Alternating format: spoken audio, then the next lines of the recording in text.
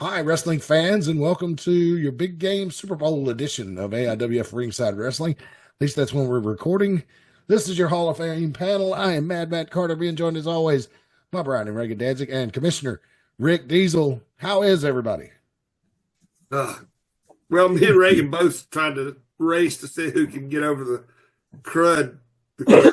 Yeah, I had flu A all week. So Oh we my! all did actually. Every single person in this house had flu A for a week. What is So flu A?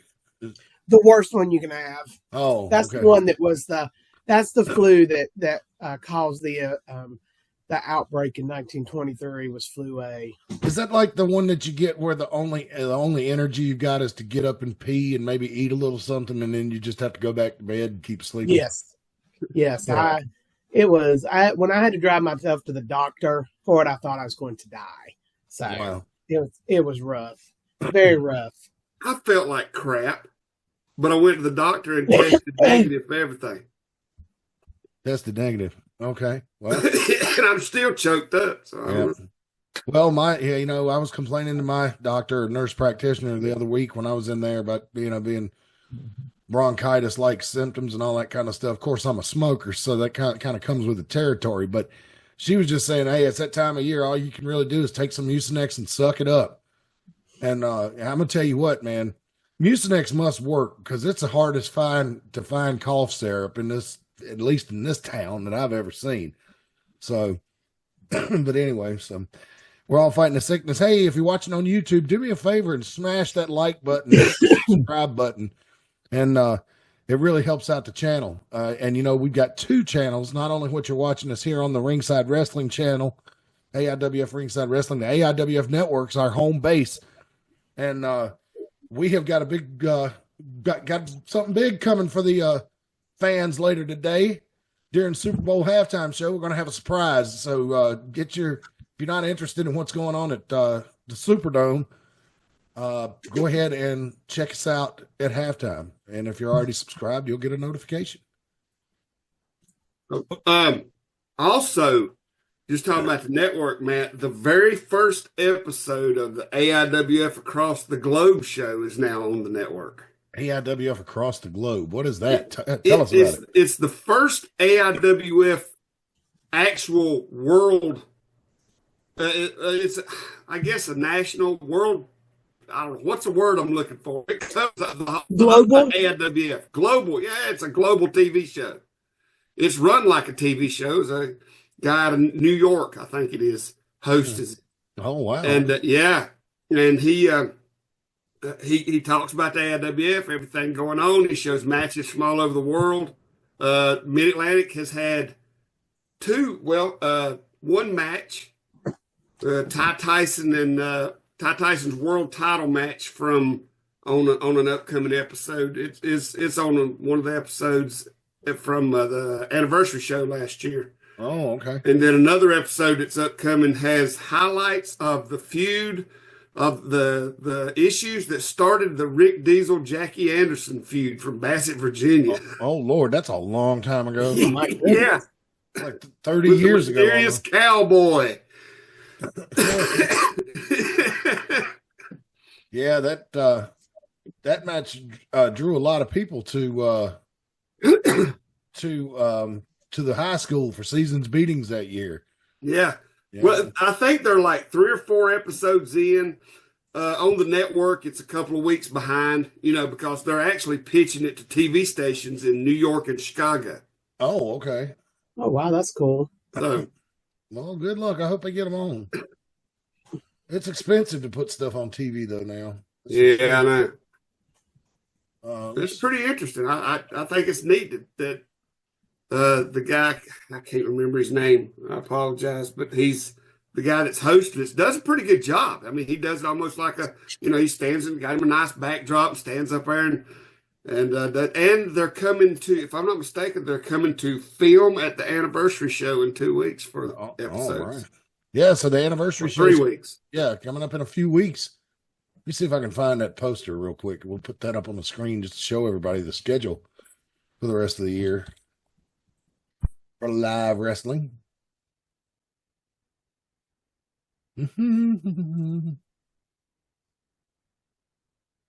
Mm-mm-mm. Yes, sir. Yeah, Did you make it home from Ivanhoe last night, Reagan, without killing any animals? I did not kill one animal. I saw one, and then I said, "Don't come out here! Don't come out here! Don't come out here!" And it just stayed on the side of the road. Thank goodness. Mm. I don't know. Coming down that mountain in the dark, though, whoo, Yeah, you just can't think about it. that is rough. Those curves are sharp. Yeah. You know what I do? I drop it down in second gear and let everybody be pissed off at me and drive around me. I come down it slow. I don't care what anybody says. Flying by me. It was terrible. Anybody that knows, we're talking about Fancy Gap Mountain, I-77. It's always a fun time, enjoyed by locals. Here you see the schedule for the rest of the year. Advisory up yesterday too. Oh wow, yeah, that makes it a lot more fun. So, but anyway, there you go. Season 33, we're calling it. And next up is March 1st and 2nd. Yes, folks, that's Saturday and Sunday for the AIWF 33rd anniversary show. And we'll have wrestlers coming in from all over the country, won't we, Rick Diesel, for that big event? Yes. If I'm not mistaken, I think they're coming in from out of the country this year, too. I know we got them coming in from Canada. And Darren had been getting music together, and he told me somebody was coming from somewhere, like from South America or something. I can't remember. Wow, that's cool. I mean, Wow, I'd love to know cool. what country. I'd like to know what country. There's a lot of countries in South America. Yeah. I don't know if he. I also noticed that they, man, I'm looking for it, that they have set the match with Jackson Sane and, oh my God. Bloodsaw. Thank you. I was like, something Saw, but I couldn't remember what it was. Yeah, Bloodsaw. He was there last year. He was. Yeah. Yes, for the world TV title. Oh boy, Bloodsaw. I've seen that. Boy, that guy's got a presence on the internet indies. That's for sure. Internet wrestling community knows who that guy is, especially in the Northeast. Yeah. So good to have Bloodsaw's coming down. That's awesome. I'd love, to see him against Jackson Sane. That Jezebeth walking around with the pets is not going to bother a guy like Bloodsaw. Not at all. It's not going to phase him at all. So that'll be very interesting. But take a look at it, folks. I mean, more shows, more wrestling this year. We're partnering with ICW a lot up at the Ivanhoe Fire Department this year. So you can see pretty much it's one show in Mount Airy, one in Ivanhoe, and it goes back and forth for the most part. But as you can see, don't say in a hoe. Huh? I said, don't make the mistake of saying in a hoe instead of Ivanhoe. Oh, no. Ivanhoe. In a hoe. Like J.D. Anderson's T-shirt last night. Did you get a look at that? The T-shirt he wore at the ring? I did. Said Ivanhoe's. With an apostrophe S. Yeah. So it's almost like they own him. So he is Ivanhoe's. Ivanhoe's. I know what he was going for there. At least I do too. And I'm the only one. We're the only ones that noticed that grammatical error. Yeah. Well, I mean, considering what you do for a living, you would notice that. So anyway, I mean, it's good to see wrestling starting off, getting an early start this year. It's March 1st, and we got 3 weeks before the anniversary show, but it'll be here before we know it. And so also we want to give a big shout out to Rose Tyson, whose amateur wrestling career is going quite well. She made it to regionals. Yeah, she didn't do as good as she wanted in regionals, but she made it first year, and everybody's really proud of her. Yes, yeah. It's I've said it before. It's very refreshing to see somebody that's interested in the wrestling business that actually does amateur wrestling. Yeah. Because I've talked about how many times do you see somebody get up in the ring to train that has the heaviest thing they've ever picked up is their dick to take a piss, and they have no athletic background whatsoever. There's exceptions to that rule. There are, but like I was talking to Chris Severn the last show I was at, And he was like, no, I never played any organized sports. And I couldn't believe it because he was such a good wrestler, in his day.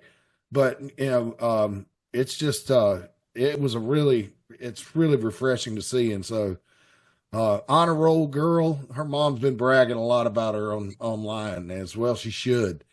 And so, yeah, I'm happy for her. I've known that girl since before she was born. And I'm just as happy. If I would have been in town yesterday, I would have went over there at that school in Kannapolis and watched her in person. But I kind of was on the fence about that. Like, if I just show up, is that going to like weird her out a little bit, make her nervous? So I'll have to talk to her in person. But she's going to graduate from high school this year, right? I think she can, but I'm not sure if she's going to.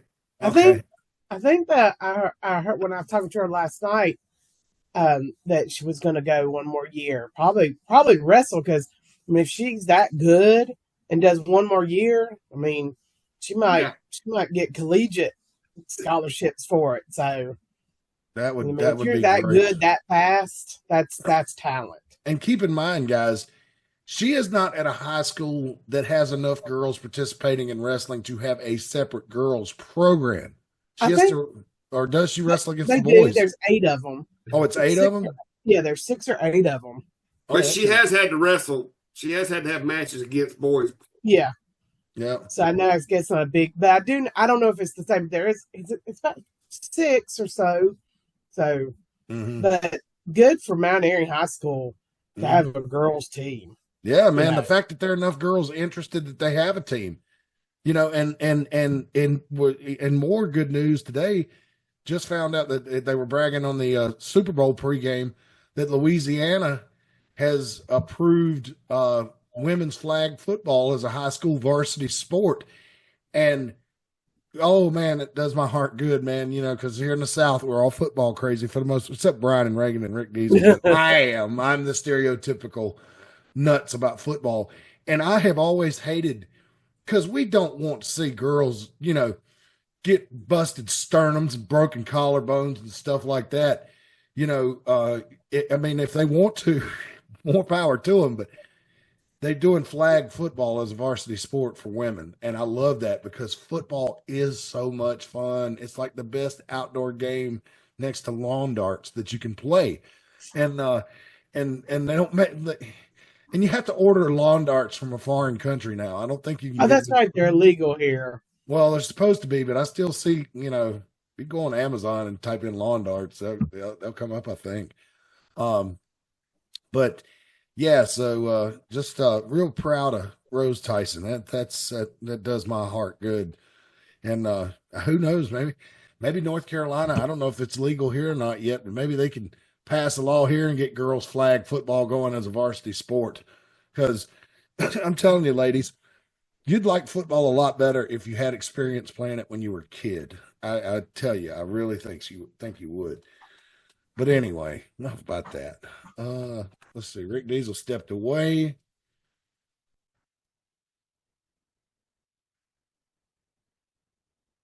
Oh, Lord. Can y'all see that? Yes. Yes. What y'all think of that? It's a pretty good logo. Needs some. I like it. Needs some shadow on the letters, but other than that, it looks great.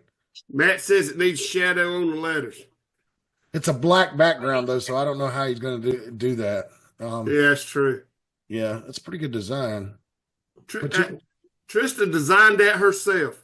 Wow. Yeah, only thing you need is something to make the letters look like they're popping off the T-shirt. You know what I mean? You know how letters look on a T-shirt? They usually have a shadow around them. Yeah, kind of give it some depth. Yeah, like a 3D effect. But okay, right. how you do that, I don't know. I can't. I'll be back. Okay, so that's what he wanted. Okay, well let's read some ads. Algorithm, go ahead, roll some commercials, and I'll read these ads. Let's see. So speaking of mom, here's T's Creations. They've been with us a while now. Great custom made t-shirts, sweatshirts, hoodies, just about anything. I mean, they got it. Just call them, reach out to them online. They're at Tees Creations. I still got the fall stuff up here. I really need to change the slide. But, guys, I've been going through a lot lately in my personal life, so just bear with me. TeesCreations22.com. Tees Creations by Allied Apparel on Facebook and TikTok. Tees Creations. Yes, TikTok is still around and has survived. It's like Gloria Gaynor. I will survive. Shopify as well. Please visit her on Shopify because my understanding to open up a Shopify is not cheap. So check her out. She can handle all your design needs for apparel. They offer tumblers. They got it all, man. They even sell sets of sunflower pins like you see right here. It's just incredible. If you want it, they can get it for you. Big D's Grill is a food truck that operates out of Mount Airy, much like T's Treats, except they specialize in burgers, Philly cheesesteaks, chicken wings, hot dogs. They got mini donuts and snow cones. They got like 5-6 different flavors of mini donuts. It's absolutely incredible. So you definitely want to check them out. That's Big D's Grill. All right. So did anybody get to watch the Royal Rumble last weekend? I did. What did you think? I think the women's was better. I think the women's was better. All right, let me give you some structure. Let's start at the beginning. Let's start with the women's Royal Rumble. I think the women's Royal Rumble was good. We got to see the debut of Jordan Grace, and she picked up Piper Nevin. Fact check. She was in the Royal Rumble last year. Did she pick her up? But no, she debuted as a WWE wrestler. Yeah, but she's in NXT. I don't know where she's at, but that's still WWE. Yeah. She's under contract now for WWE. Okay. And she picked up Piper Nevin and like slammed her and made it look like she was picking up a feather. She's strong. I can't wait to see what she does in it. I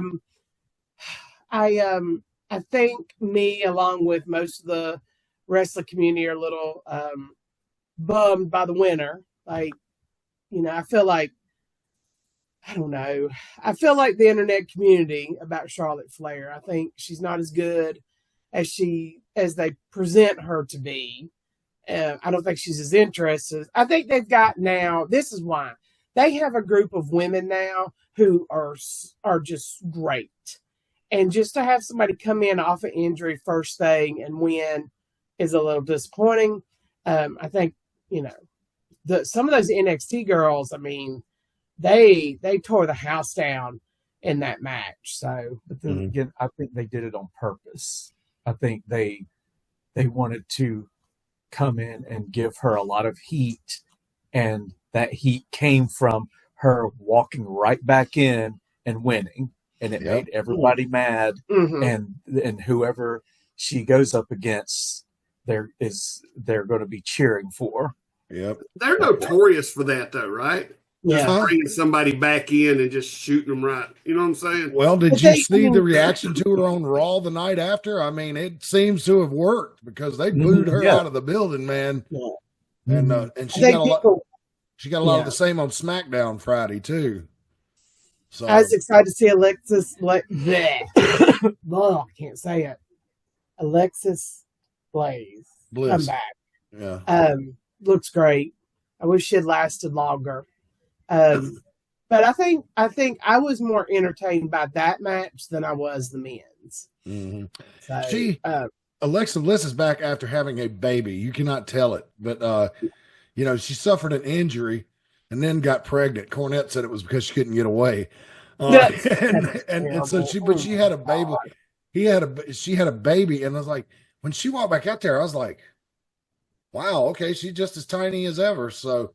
And she came out with the doll. And so on Friday night on SmackDown, I don't know if you saw her match, but the screen started flickering like the Wyatt Six is watching her. So I imagine Bo Dallas is going to come into her life sometime in the next week or two. So I like the women's match. It kept my nephew and his girlfriend interested, and they are not wrestling fans. Now, my wife watches it with me just so we can talk about it. And she hates me, Chin, for some reason. But she enjoyed it. So that was good. Let's see. Next matchup was the 2 out of 3 falls for the tag team title, Gargano and his partner against Motor City Machine Guns. I was a little disappointed in this one because it was 2 out of 3 falls. I figured it would go 30 minutes because it was on the Royal Rumble, and I thought it would go 30 minutes, and I didn't like the way it ended, but if you would have had a solid finish, you couldn't do anything later with them. So I kind of see why they did that, but I am the complete opposite because I absolutely hate 2 out of 3 falls. Mhm. Like, I don't like them. I think they take too long. I don't like to sit through 30 minutes of it. So I really liked it because I felt like it was really fast paced. I like the Motor City Machine Guns. I've liked them for years. All the way back to TNA days, like way back. I like Ciampa. I can't say his name. This Ciampa, right, is the last Tommaso name. Ciampa. Yeah. Thank you. His name is so hard for me to say. Like, I like them too. I think they work well together. I think they're really good. I liked that match, but I'm also coming from the angle of these are 2 tag teams that I like a lot, and Yeah. I loved seeing the Motor City Machine Guns on the Rumble. Does that make Right. sense? Like, I like that they have finally got to a place where they are celebrated. You know what I'm saying? Like, they've worked really hard. They've been in business for a really long time. And I'm just glad to see them there. So I like the match. And like I said, I'm the complete opposite. I don't like long matches like that. So Yeah. anyway. Yeah. Here's and I gotta back up and like say, when I say I like long matches, when they would do those gauntlet matches on SmackDown that would take up the whole show like 10, 15 years ago, I would sit there and sip my cocktail and just enjoy that. And I'd be all on Twitter, man. Hey, that was a great gauntlet match. I hope you do it again in a few weeks. And, and I'm sure everybody else on the internet was like, oh my God, they're doing another gauntlet match. Oh no, it's going to last the whole program. But, so what'd you think, Rick Diesel? Did you see it? The only thing I watched was the men's rumble. Okay. So I'm just be quiet till you get there. All right, we'll get there. There's only 4 matches on the card. Next up was Cody Rhodes and Kevin Owens. And I did see the end of that. I'm glad Kevin Owens is still with us and is still walking. Yes. Oh my God. That was a brutal fucking match. There's no way around it. That ending, it folded him over. Like, he looked dead. Like, you're right. I don't know how he came back and like just jumped right up to the next day. Not jumped right up then, but like was able to get himself together and to show up the next day. And it's just, yeah, I don't see how he got up the next morning. Well, did you notice he like busted his sorry, I'm not gonna try to swear as much. Hey, busted his eye like right here. And like when he came on Raw Monday night, his eye was like black and looked like it was a lot. I mean, it started to swell before the end of the match, but he caught it on the corner of the table, is what Cornette said. I didn't see it when it happened. I just saw when he came up bloody. It was like, wow, okay. So those 2 put it all on the line. But again, when I watch WWE and they do that Daredevil stuff, I'm not as concerned with their safety as I am when I see it on AEW, because I know that they've got a lot more experience and know-how there. And I think it depends on who it is to me. Yeah, I mean, he knew exactly. I mean, they knew exactly how to do that. I mean, to minimize death. Yeah, minimize death. Yeah. So, and I agree, because I hate that AEW gets so much flack and so much bad publicity, because I'd love to see, I'd love to see them do good. And I think it's one person in AEW that is the one who does the stuff that looks extremely dangerous. And that's Darby Allin, and he's not there right now. When I compare the two, WWE is like to me, it's like a well-protected movie set, And AEW is just like a bunch of kids with a camcorder out here jumping off of buildings. Yeah. That's You exactly know what what I'm saying? No. Tony No, Khan I'm does talking not. about safety wise. Safety wise, I I don't think think that it they depends. take the Like I said, precautions that they should. it depends on who's doing it. Like if you have Swerve Strickland doing it, the he has the ability and he has the experience to pull it off. And isn't he But the you one have that like took a the old guy, syringe to the mouth? huh? Isn't he the one that took a syringe to the mouth? Yeah, but I mean, that was stupid, but I don't think it was I'm sure he dangerous. held a lighter under it before. I mean, Oh yeah, yeah, because I mean, and but I will say though, AEW has not been doing that type of stuff. Like they've been doing hardcore and doing like all not awful like that, but like they've been really going at it. But like I feel like their hardcore type stuff is not like it looked in that match. But I am thoroughly entertained right now by AEW. Well, I my whole thing is like, keep in mind, fans, Reagan has gone on record and says she loves bad wrestling. So just use that filter. No, but I would say I love it because it's so bad. I think AEW has a lot of very talented guys. Yes. I think what they need is proper direction from somebody who knows how to take them in the direction they need to be, because those guys are used to just, they'll do what they're told because they get the paycheck. If the guy writing the check is an idiot, then you know what I'm saying? Yeah. But I will say right now, the stories that they're telling right now are being well done. Tony Storm is doing the best work of any woman wrestler I've ever seen in my entire life. I've heard that. And I'm glad because they need that. The business needs that. The Swerve Strickland Ricochet stuff is phenomenal. Phenomenal. Well, the business needs them to step up and get their act together. Ricochet's doing the best work of his life. He is such a good heel. God almighty. Him and Swerve Strickland, they are. I mean, and like everybody on the internet wants to show the one or two flubbed things, which is ridiculous. Yeah, I agree. They also keep saying nobody's cheering, and it's because maybe it's 1 second of no. I mean, they were chanting Ricochet's name during the last match, like saying a mean thing, But the whole crowd was doing it, and they're looking so much better in these smaller venues. Yep. So, all right, let's bring it back. We go ahead, Reagan. Make one last point, but we were talking about the Royal Rumble, and I got to get us back on track. Oh yeah, sorry. That's it. You can go back to the Rumble. Sorry. Okay. All right. So we got there with the dangerous stuff. So yeah. And Cornette was commenting. I love listening because he was commenting like it's the same thing. Rick Diesel was talking about. I just hope somebody doesn't end up, dead one of these days from one of these matches, but it doesn't feel as unsafe over there. Let's see, Royal Rumble, men's Royal Rumble started out very unique with Rey Mysterio and the new sensation Penta. And I'll say this, Penta is getting better every week. They are slowly but surely beating the AEW out of him and turning him into what he's going to be. I like his skills and abilities are really starting to shine now because he's got somebody there to say, hey, don't do this. You do this good, so do this instead of this. And he's got, there's not as much guidance in AEW. And every match, maybe in 50 years, if they're still around, there will be. Oh yeah, well, because Tony Khan will be dead by then. I mean, all that coke that goes up his nose, allegedly. I read that he's living on his daddy's $1 billion yacht right now. Oh yeah. Lord.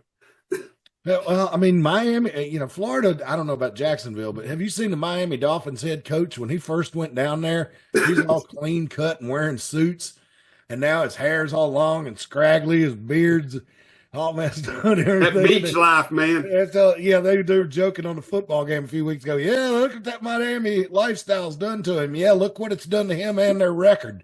So, but anyway, but no, let's see, the men's Royal Rumble, pretty good. The whole bit with Seth Rollins and CM Punk and Roman Reigns.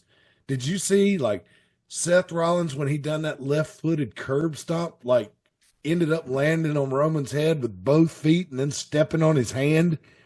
And then when he did he did another curb stomp on the stairs to Roman, and Roman's eye right along. It's kind of the same place as Owens, but on his it might have been the same side.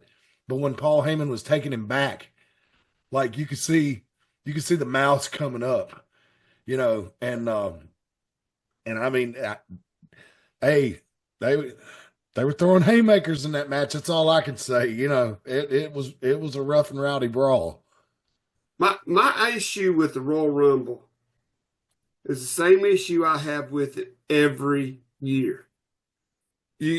Once you get about 4 guys in there, and they're in there, and it's getting down to the last few seconds, they all tie up in a corner. And then the guy who's coming out next, they do this through the whole Rumble. Everybody just sort of slows down and does nothing. And one guy runs in and does something to everybody and just decimates the entire ring, and then looks at the camera and goes, "Ah!" Yeah. And it's everybody. And they just come in and they just throw everybody around and scream at the camera. And then they just start back up. Yeah. And I'm like, ah. Well, This I is mean, the thing I miss about the Rumble. I miss those days when there were like honest to God surprises. Do you know what I'm saying? Like, and this is not, I'm just giving an example of like Tatanka or Jim. I know they're too old now, but I'm saying that was the fun thing about a Rumble back in the day. You just really had no idea who might come. Everybody used to watch it for the surprises. And I don't feel like they do that now because they have so many wrestlers. Yeah, there's no room for them. But what did y'all think about the ticker at the bottom of the screen that looked like something? Because there's a guy there from ESPN that would show you how many people had entered, how many people had eliminated, who eliminated who, scrolling across the screen the whole time. I mean, so much. I thought that brought a little more sportsy look to it. Yeah, that's what I like. I like that. Just me visually, I can't keep up with the ticker. Like, I can't. But I did like to know how many people have been eliminated and how many people are left. I did like that, but I can't keep up with a scrolling thing at the bottom. Just me personally, just me. Right. But, well, I mean, I get that. Like, if I'm watching a cable news channel, which I try to not do, because those things are like watching Honey Boo Boo Child. They just kill your brain cells. I either have to read the scroll at the bottom or watch what's on. I can't do both. You know what I mean? So, but anyway, so yeah, I do like how WWE now is.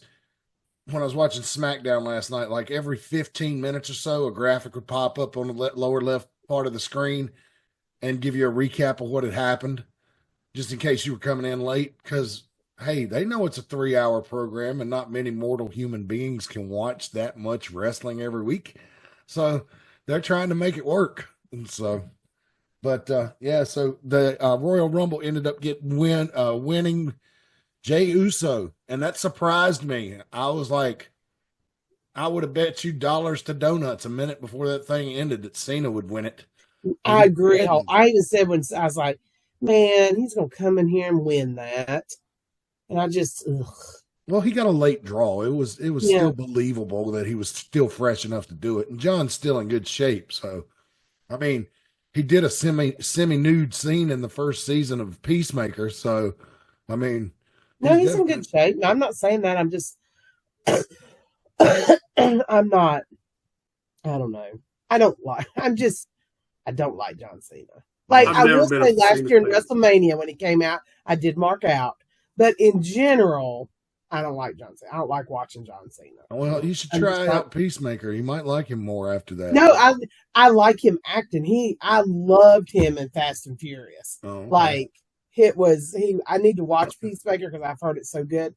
But like, I've seen him act, and he's a really good actor and stuff. So, yeah, he's good in Peacemaker. But I got to tell you, the guy who plays his partner in Peacemaker, that motherfucker steals the show. He is so hilarious. But they Oh yeah, all, a little mousy dude. yeah, yeah, and he doesn't even know his identity until near the end of the show. Cena didn't even know that guy was from Great Britain. The actor was from Great Britain until the near the end of filming, because some of the people that were showrunners along with John thought it'd be a fun rib to have the guy never speak in his natural British accent. So he always spoke to John even out of character in an American accent. And then the last day of filming, walked up to him and started talking in his natural British accent. They said just seen his jaw hit the ground and the color came out of his face, and he was like, "What the fuck has been going on?" So that's a pretty good rib to keep that going for, no telling how many months it took them to shoot that first season. So, Right. It's like when you hear Andrew Lincoln from The Walking Dead, like actually talk and stuff. So crazy. Those actors are amazing. So let's see here. I think I got some people more. were unhappy with that too, but for some reason the internet does not like Jay Uso, but everybody in the crowd likes Jay Uso. Yeah, So he comes out at the beginning of the show and don't talk for the first 20 minutes. It's his entrance. I mean, he's over, man. They love him. No, he's so over. And I just, I don't understand people, but whatever. They'll pay attention to the internet, except our show and except our show, incredible podcasts. Not Dave Meltzer so much. All right, Branch Management. Our friends at Branch Management, man, it's warming back up. I mean, it's going to get cold again. We're still not out of the woods yet with winter, but you need to start thinking about what you're going to get going for spring. If you need a lawn care service, pressure washing done, general contracting, gutter cleaning, any type of landscaping service, give them a call at 336-648-2487. And look at that right there on your screen, folks. Free estimates. And who don't like something that's free? I do. I'm extremely tight. And I know another person on this call that's extremely tight. Free estimates are awesome. 336-648-2487. They can do rock work for you probably too. Just give them a call, and they can help you out with anything that you aren't able to take care of around your property in the Mount Airy, Surrey County area this year. Tees Treats, the most delicious concessions in wrestling. Prove me wrong. They are a locally owned food truck based in Mount Airy. All kinds of great stuff. Rick Diesel, any new inventions coming out soon or anywhere? Where's the food truck going to be this week? Nowhere this week. We're in maintenance mode right now. Oh, okay. I've got 4 trailers we're working on right now, so trying to get them all ready for spring. Now, Big D's Grill did go out last week. Okay. Last Friday did good with King, North Carolina, and did really good. But now Tees Treats, they are lining up the festivals, buddy. Yeah, it'll be a big year for them and the festival and big event calendar. I wish y'all could come down in September and do the Cabarrus County Fair. I think you'd be swimming in cash, because people. There's 2 types of people that go to that fair: kids to go on the rides, and then the rest of us old folks that just go there to eat. And we come hungry, and we come with cash. I mean, let's see. So, if you want more information about Tees Treats, you can check them out on Facebook at Tees Treats, or you can just give them a call 336-755-8204, and they will. They're going to be all over the place. You heard Rick Diesel say it right there. I mean, 4 trucks this year. Goodness sakes, they're going to be everywhere. So you'll probably bump into them and not even try to. But if you want to find out where they're at, give them a call. They'll tell you, because they want you to come out and see them and spend some money. There's the copy. There we go with our friends at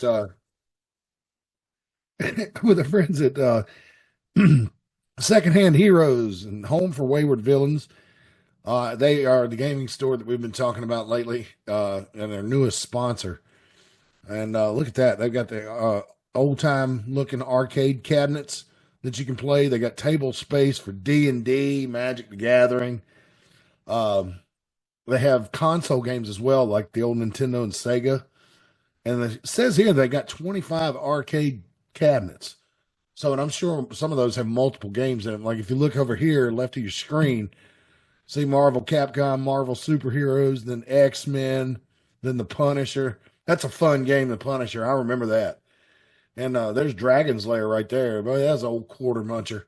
That's a game that'll piss you off real quick, boy. Dragon's Lair, because it's a laser disc game. The only way to win is just react the correct way, and you don't have any guidance from the game unless you've got a home version of it. That will help you know which way to move. And so, yeah, it's a rough one. I'm seeing those things chew up a bunch of quarters back in the early 80s when I was little. There you go. There's a wide shot of the store. They've got stuff to eat there too. So if you want to get a game going or join a tournament, best thing you can do is give them a call at 434-317-0121. You can also shoot them an email at secondhandheroesva@gmail.com. Now don't spell out second. It's the abbreviation, the number 2 and ND. Secondhandheroesva@gmail.com. And, well, you're probably thinking, well, where in the hell is this place? You ain't told us that yet, Matt. Well, they're in Evington, Virginia on 18184 Leesville Road. That's 18184 Leesville Road in Evington, Virginia, in the Lynchburg area. Secondhand Heroes is your one-stop shop for you to get your nerd on. So if that's your comic store, buddy, that's your adventure store, video game store, Magic the Gathering store, basically your one-stop nerd shop for the Lynchburg area. Secondhand Heroes and home for wayward villains. All right, guys. I was going to say, Trista ran old school concessions last night, and they were still delicious. They were still the best concessions you can ever get, and it was just hot dogs and nachos. Wow. Yeah. It's a little too cold up there still just a little too cold to open up that roll-up door and pull that food truck up there. So we used the kitchen inside. And she's doing those Facebook Lives now, too, at T's Creations. Okay. Yeah, she's done. Oh, yeah. How many of those has she done? 2 or 3? I think she's done 2 or 3 now. They're doing pretty good. And she's getting ready to start incorporating the new My Gimmick Table site, too. My Gimmick Table. Tell us about that. Yeah, you hadn't heard about that, Matt. I got to get you up on this. It's called My Gimmick Table. I think .com. I'm not sure, but it's for wrestlers to sell their T-shirts on. Cool. Yeah, it's like a consignment thing where My Gimmick Table does the work, does all supply. The guys just let us use their design. We sell it, and they make money off of it. We send them their cut. We do the shipping, or My Gimmick Table does makes the shirts, ship the shirts, and sends the wrestlers their cut. I should have sent you the screenshot from that. But I mean, right now there's like Buddy Flowers is on there, Jackson Sane's on there, Ty Tyson's on there. That's great. There's a company, there's a promotion out of South Carolina that's got some shirts on there now. Damon Bryce, he's on there. Yeah. So that's great. Yeah, look, you need to look. I keep forgetting to tell you about that, Max. I'm so busy, but it's called My Gimmick Table. That's all right. You hadn't sent me any content in a couple of weeks either, so you got to remind me. You got to stay on me about that. That's all right. Well, plus I just got my main computer back last week, and that's all the content was. Yes. So it's back now. So okay, so you're getting to see folks a little out of there. Some of our behind the scenes frustration that's been going on lately. But I'll tell you this: that is a good thing for independent wrestlers. See, folks, because when you come to one of our shows, you pay like $7 or $8 to get in, sit on the floor, 5 or 6 to sit in the bleachers, right? And so to say that independent wrestlers breaking into the business don't make a whole lot of money, if you do the math in your head, would make a lot of sense. But you can help them out by buying those T-shirts. Buying that. That's why you see Jack and Clara come to our show. They've invested so much in merchandise. Yes. Because that's really how they can make some money. Because, it's usually not a lot at the gate. At some independents it's better. because they charge $15, $20, $25, $30 to get into their shows. But if you can't afford that, the thing about it is too, is it kind of averages out because not everybody can afford a $20 ticket. That's right. I mean, you know, so I've seen shows that charge $20 a ticket and there'll be, you know, 30 people in the crowd. Yeah. But I'd seen shows that charges $10 a ticket have 100 people in the crowd. So you tell me, I mean, really, which one is better? And Brian and Reagan, Rick Diesel, y'all all wrestled. Is it easier to wrestle in front of a big crowd or a small crowd? Yeah. That's no comparison. Much easier. It's yeah, because I mean, there have been times in the past that there are just a handful of people, and it can be rough. It can be real rough. That silence is deafening sometimes, and yeah, it's so much better. And like, you know, I feel like it makes wrestling more accessible to, especially for indie guys. If you have a lower ticket price point, you're more willing to go to a show that doesn't have a whole bunch of names on it. Like, so you're like, hey, I want to go see wrestling. Well, how much is tickets? 5 for the bleachers, 10 for the, and they're like, hey, that's pretty good. And then they'll go and they'll see their local indie guys, and you'll start getting a following. So I think, you know, price point is important on the indies. Yeah, it is. But anyway, so we're going to get, speaking of price points, maybe we'll have one for them in the next week or two about the anniversary show. And hopefully we can get Matt Classic on here as we get closer. I know he's working diligently to put that card together. Are you talking about ticket prices for the anniversary show? Uh-huh. If I'm not mistaken, I think they're $10 for the floor and $5 for the bleachers. Well, you can't beat that. I'm pretty sure that's what it is. Wow. Then you can get 2-day ticket prices, and I think they knock $1 or $2 off. Okay. I mean, you know what I'm saying? Yeah. Okay. So anyway, there you go. There you have it, ladies and gentlemen. Anniversary show's coming up. Hopefully we can get Matt Classic on here to run down the card after he gets it put together. But you got to understand, it's not like when we do it, you know, we can basically finish a show on a Saturday night and have the card for the next one put together in a couple of days.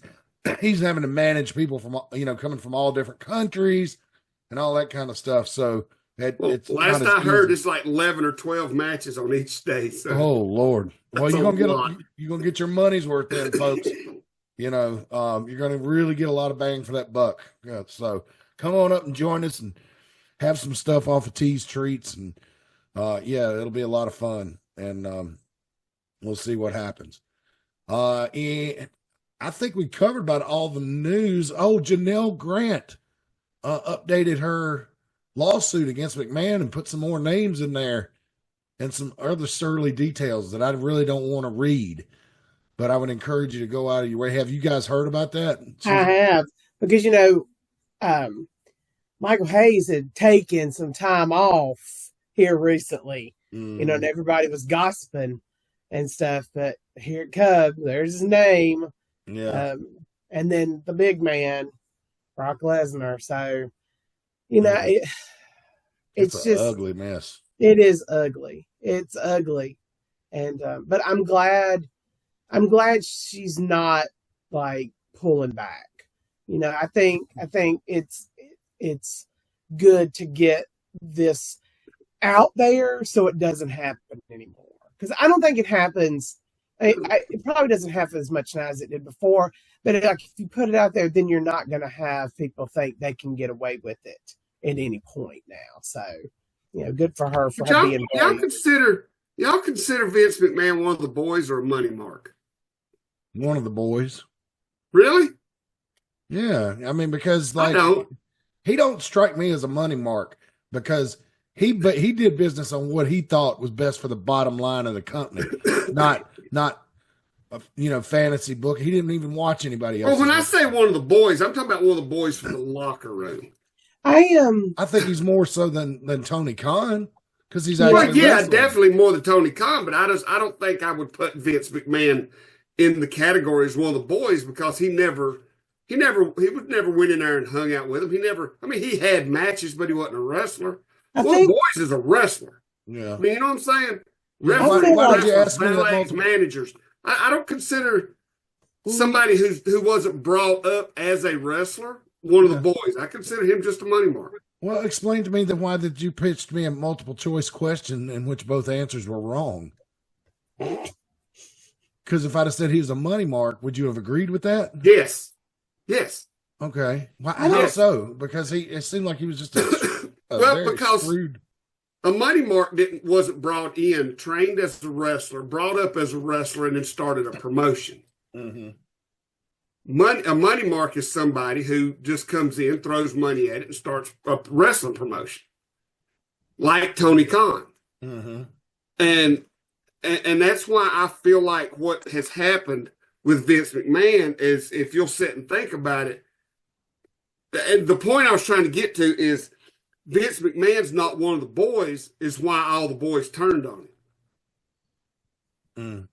You know, I don't think Vince McMahon ever got respect in this business that he didn't buy.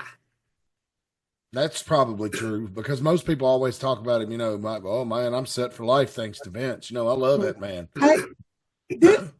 I think I would not consider it I don't consider him a money mark. I don't really consider him part of the boys in a big way. He still had a clique going with boys, with wrestlers, Undertaker, such, you know, people like that. They were real close.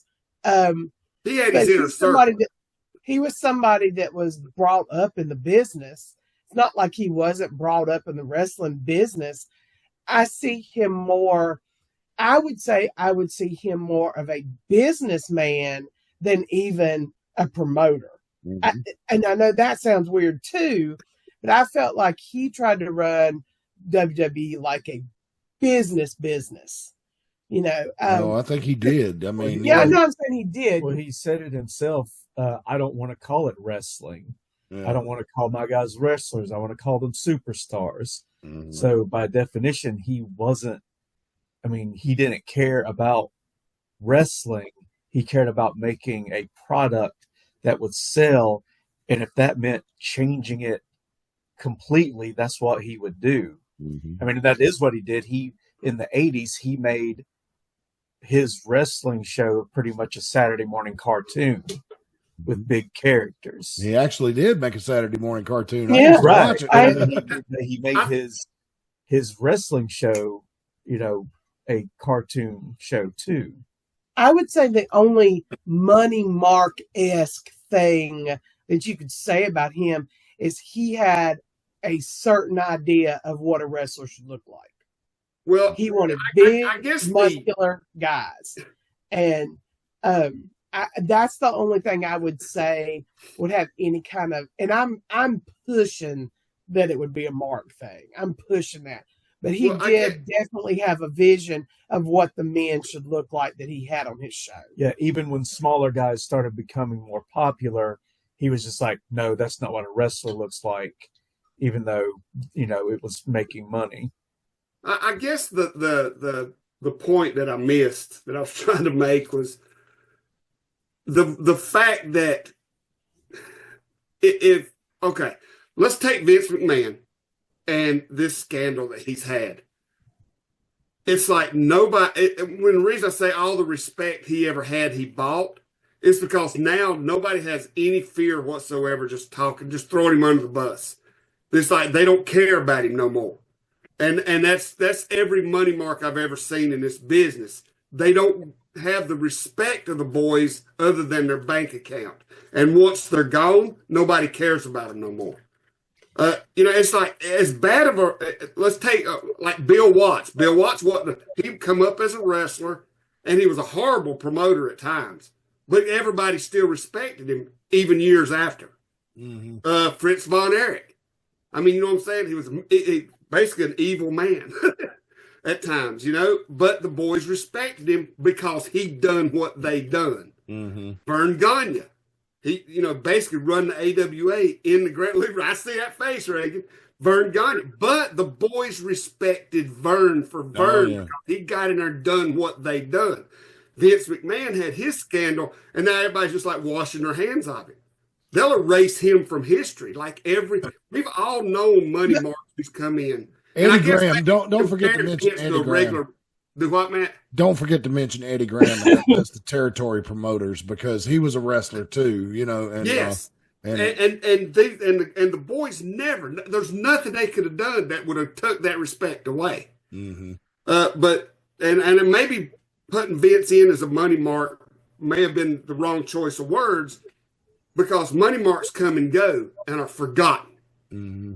We've seen dozens of them, even around here. I mean, you know what I'm saying? That Plano guy.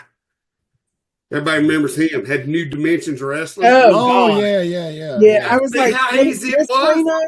Is it See Chris how easy Plano? that was to just forget that he ever existed? Yeah. Every money mark I have That ever was known. his show was the very first show independent wrestling show I ever went to. Right. In Greensboro. And that's the death of every money mark I've ever known in 30 plus years in this business, is they come in and make a big splash for a while, but when they're done, nobody ever talks about them again. Yeah, but now the wrestling promoters that were wrestlers that come in and started, the boys learned respect for them before they ever started running shows. Well, but don't you think that Vince McMahon and that he was able to take wrestling national and in the territory system, which it would have ended anyway with cable TV. It was only a matter of time. But if he hadn't done it, Crockett would have done it. I know, and then we'd be all bitching about Crockett being the only game in town, you know. Yeah. But don't you think that like that puts him in a category outside either one of those? Because you're probably right. Comparing him to a money marker is probably the wrong analogy, because Vince has done things, you know, that money marks. But I'm afraid that what's going to happen to Vince is he's going to be treated just like every other money mark, because the boys are already talking shit about him like they don't care. Really? I mean, you know. Yeah, I hadn't heard any of that. So I mean, I don't know. I don't. Well, I mean, you know, they're not defending him. They're like, oh yeah, well, you know, I suspected something, you know. They're probably afraid of being canceled. You know how the internet is, man. If you don't have a certain opinion that seems to be held by, you know, certain groups, you can get canceled on the internet. Although I think that phase of American history, that part of America is going away right now. But you know, it's not going to be as easy to be canceled. But But the nature of this crime, allegedly, I mean, if he did take a shit on the poor girl's head, it's pretty hard to defend somebody like that. Like, but you know what? He actually got to the point where he thought he could do that and get away with it. Mm-hmm. He thought he was that powerful. Yeah. And that is a comparison to a lot of money marks I've known in this business. Is they get on that high horse and they get their ego gets so big that they think everybody just worships them and they'll never do anything wrong. But what they don't realize, just like Plano realized at some point, is that when them boys are done with you, they're done with you. If you ain't paying them, they don't give two shits if you wake up the next morning. Yeah. I don't care who you are, because you have not earned their respect in the way that that's the way it's always been. If you don't earn their respect by getting in that ring and doing what they're doing, then when they're done with you, when the money stops coming, they don't give two shits if you're breathing tomorrow. Yeah. I mean, in all honesty, though, that's the world. I mean, if your boss dropped dead, if you had a boss at the bank and he was an SOB and he dropped dead, you're not gonna care. No. I mean, no, and that's what wrestling has become. But that's what I'm saying. That was kind of my comparison. The wrestlers that start running shows have a different level of respect from the boys than just somebody, you know what I'm saying? It's like if a teller dropped dead, everybody in the bank will miss him. If the bank president drops dead, they'll give a shit. Yeah, unless he's really an exceptional bank president that really knows how to treat the employees. And you don't see too much of that at a big corporate level. Right. Like, you know, I would compare it to like if you go into your local Wells Fargo branch, right, where you go do business all the time, like Rick Diesel said, and you deal with a certain teller most of the time. You know, when they work, you go in there and you actually wait on them to get open so you can visit them. They drop dead, you'd be sad. If the bank manager that gave you the loan on your home to get, that took a chance on you as a first time home buyer to give you a mortgage, drop dead, you'd be sad. But if the guy out in San Francisco that's the CEO of the company drops dead, you ain't going to give a shit. You're going to be like, because they're not on your level. No. You don't have the same respect for them. And that's the way wrestling is with the money marks, because money marks come strolling in. You know what I'm saying? And everybody else does all the work and they take all the credit. Yeah. Where it's always been. Yeah. Kind of like politicians. Yeah, exactly. They show up when a new business comes to town like they actually did something. When I worked up at Star News, we had a business come into Martinsville one time, and I typed up a graphic that says, such and such plant opens today, 500 jobs. And then on the second bar, I typed, local politicians show up to take credit. And Charles walked in there and saw that, and he was like, do not put that on the screen. He was like, take that last line out, Matt. He said, I won't be able to get a word with another politician, an interview with anybody running for office locally ever again if you put that up there. But, it's the way it is. It's the way it is. But anyway, I just wondering, if y'all thought that everybody was just going to turn on Vince because he didn't have the connection with the boys, if they just looked at him as the guy with the checkbook. I think maybe some of your younger guys who didn't know that maybe worked there the last 3 or 4 years he was in charge, where he was doing crazy shit like getting them to cheer for a golden egg that was related to something in a movie The Rock was in on Netflix. Probably don't give a shit. But I think your guys like Stone Cold, Undertaker, people that Vince is directly responsible for making sure they had made a fortune that their grandkids will never have to work, will probably still call him and talk to him, but they ain't going to say nothing publicly. I don't think Stone Cold. I think Stone Cold has come out and said stuff. But also, but Stone Cold is different as a person than he is on the screen if you follow any of his stuff. So, but also a good way to look at this is Vince done his thing, made a lot of people a lot of money, made WWE what it is, and as soon as he got in trouble, the world turned on him. But then Triple H steps in, and all of a sudden, it's the greatest company in the world again. It is, but it's better. His stockholders led a revolt. But you know what? People turned on Bill Watts too once it became. Everybody had heard. Everybody knew that Bill Watts was a racist. But when it finally came out, like the big huge thing with Hank Aaron and all that stuff, people weren't too happy with Bill Watts after that. There were people that turned on him too. So, I mean, I don't think it has anything to do with the fact that he was brought up in the business. I think it has to do with the fact that some people don't put up with some bullshit that they shouldn't put up with. So, Bill Watts was hugely, Grizzly Smith, same thing. Once it started coming out how his daughter was born and with the things he did and all that stuff, they erased him from wrestling history. Well, a lot of people didn't know about Grizzly Smith until after he was dead. Yeah. And so I want to be careful because his sons don't have exactly a clean reputation themselves of being, all-time truth tellers. And, I don't know what's true and what ain't. He's not here to defend himself. Well, I didn't say what I just said. People, the stories. People still erased him from wrestling history. Well, but here's the thing: when he was still alive, he worked in WCW up into the mid '90s before he retired, as working backstage as an agent. So, and the rumors about him have been going on since the '70s. But you also got to look at it this way: it was another generation that turned on him. His generation didn't. That's right. Because people that work, him or Bill Watts, and right. They knew. You can't tell me they didn't know. But that's going back to what Matt said.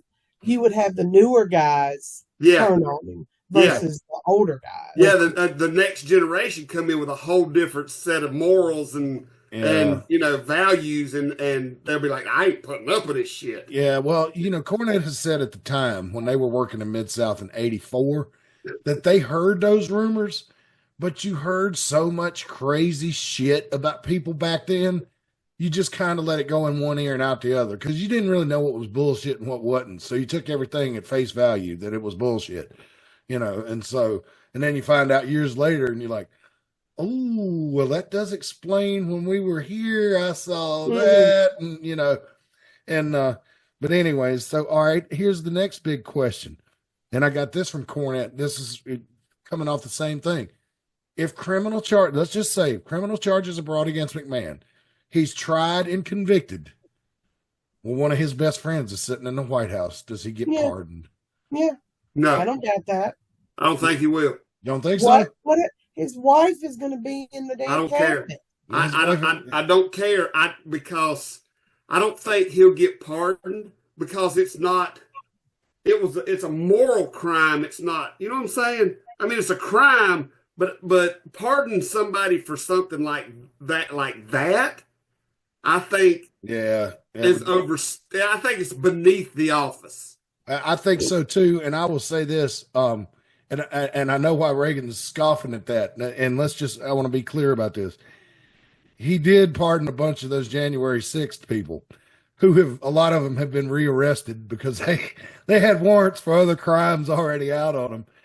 But Jinky and I believe that was a spite pardon because Biden, that's all his last day in office. I'll show you what I can do. Yeah, he pardoned 2,500 people on his last day in office, and Trump was like, okay, fuck it, I'll pardon a bunch more. So that's what I'm thinking too, Rick Diesel. I got that feeling too that, like, yeah, Vince, you're my friend, but God almighty, man, you took a shit on her head. I didn't do that, and if I did, I sure as hell didn't tell anybody about it. Exactly.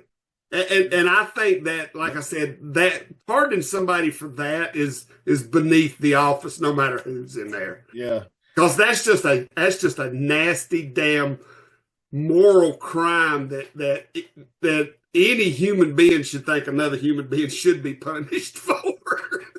Yeah, I would get hope on so. Somebody's head, man. Come on, no, you ain't getting away with that. Well, the one thing about Trump is you never know what he's gonna fucking say or do. That's true. He is just, you never know. You know who the most disappointing person was in his last presidency that didn't get pardoned? Who's that? Joe Exotic. He had his hair did. He got his clothes ready. He ordered him a limousine. And exactly. It was beneath the office. Yeah, he didn't pardon Joe Exotic. Yeah, it was beneath the office. And Joe Exotic was a bigger celebrity than Vince McMahon at the time. Yeah, he was. He was. Yeah, when you say it like that, it makes me wonder. But we'll have to wait and see. I don't even know if they'll be able to bring up the charges because Vince is going to throw so much money at this to try to make it go away that it may take. I think he'll be dead before the verdict ever comes in. See, that's what I'm thinking too. You remember Joe Paterno? Remember the controversy about Joe Paterno, the coach at Penn State a few years ago? Mm-hmm. He wasn't doing the molesting, but he was allowing it. He was turning a blind eye to it. Basically, when his assistant coaches came and told him that another assistant coaches was molesting kids in the shower, he just basically said, I don't want to hear any of this shit. I'm trying to coach a football team, and walked off. And before they could bring him up on charges, he passed away. So they did get that gymnastics doctor though. Yeah, they got him. Well, they got Sandusky. They got the one who was doing the actual molesting. He's in prison now. So it's just such a We'll just have to see. Well, I mean, and you know how long it takes to bring somebody to trial. I mean, it could be way past. Oh yeah, way past this presidency. I'm going through the process right now. So yeah, I mean, it could take. I mean, it could take 3 to 4 years to even bring it to trial. Mm-hmm. Because say they do charge him, they're going to put him and they're going to put it off for 6 months, and then his lawyer's going to keep pushing it off and pushing it off and putting it off, and then they're going to do motion after motion after motion, like. People are like, it's not like Law and Order where they get them, arrest them, trial them, put them in trial and put them in jail. Mm-hmm. Like I've on YouTube and stuff, I watch like probable cause hearings all the time because it's so fun and the judges I watch are funny and the people are crazy. And the probable cause things are like not Law and Order. Like everybody thinks that that's what it's like, and it's not. So, No, the but court system does not work like that.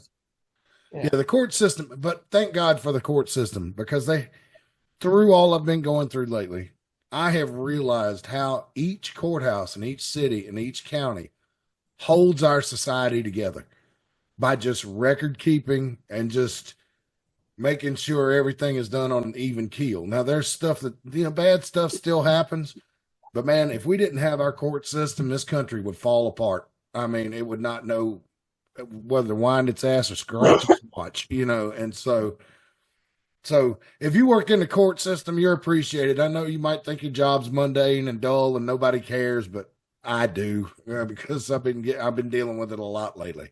So, and those people work really freaking hard and are not appreciated. So anyway, all right. So, well, Vince McMahon, we'll see what happens with him coming up. Any other wrestling news that we need to cover this week? Nothing pressing to me. Raw and SmackDown just kind of progressing on, moving toward Elimination Chamber. They had a couple of good matches on SmackDown Friday. That triple threat with McIntyre, LA Knight, and who's the other one in that match? I can't remember. Boy, yeah, I seem to remember it being pretty good. But I don't remember. It must have not been that great if I can't remember the third. If you can't remember the third person. Well, I partied hard in my 20s, so I have memory issues too. It's not from getting hit chairs, but being on all the smoky rooms. But anyway, so what else is there to cover? Nothing. I haven't even seen. I've only sent you like one dumb wrestling move lately. I haven't even seen that coming across my plate lately. Oh yeah, low time of year. Let's take a look at that before we go. That one's fun. Yeah, it is. It is. It's really good. And I like whoever chopped that clip, because it was you have to watch it 3 or 4 times for your brain to process how stupid. Yeah, you do. And so let me see. Get that thing full screen here. Yeah, let me get some.